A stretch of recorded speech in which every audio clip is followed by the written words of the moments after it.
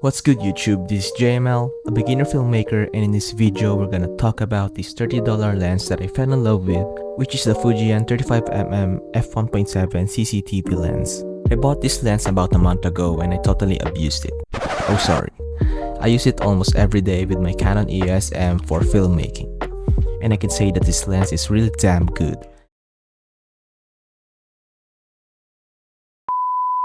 I can't really complain much since this lens is built like a tank. And it's manual lens, which is I prefer over electronic lenses. This lens has an aperture of f1.7 all up to f16 and has 12 aperture blades, which produces nice swirly bokeh, and this lens is very good for low light scenarios.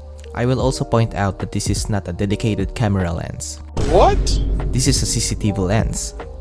This is made specifically for guarding establishments and capturing criminals.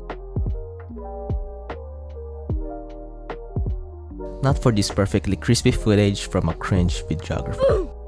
Kidding aside, this is a prime lens, which means you cannot zoom in and out. You can only control the aperture and the zoom ring from the lens itself. Another thing is you cannot use this on your mirrorless cameras without a proper adapter that fits the mount of your camera. For me, I use Canon EOS M, which uses Canon EFM lenses, so I bought the C to EOS M adapter together with this lens.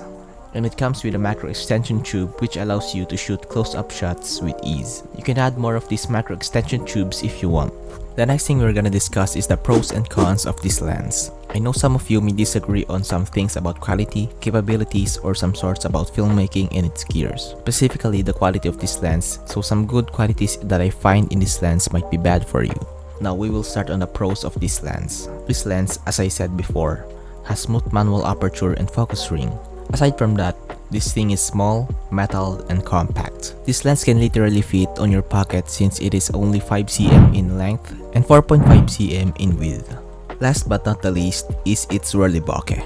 I like the swirly bokeh that this lens produces, which is evident in most vintage lenses. For me, it is a unique quality and feature of vintage lenses that cannot be compared to modern lenses. One thing I didn't like about this lens is the thread size, which is 35mm. This thread size is very unusual, and I cannot find any shop that sells some 35mm step-up rings. And by that, I cannot attach any ND filter and some attachment in this lens. Another thing that annoys me is that the number indicators on the focus ring and aperture ring are not aligned. I can't see or know what aperture I am at when using this lens, and I find it very hard, especially as a beginner. Aside from that, this lens can really step up your game, especially when you are on a budget. Overall, this lens satisfies all of my expectations. I have a Canon EF 50mm f1.8 and I prefer this tiny, cheap CCTV lens than that. And that's it for the video guys. Feel free to ask anything and kindly like, share, and subscribe to my channel for more videos like this. Thanks for watching. Peace out.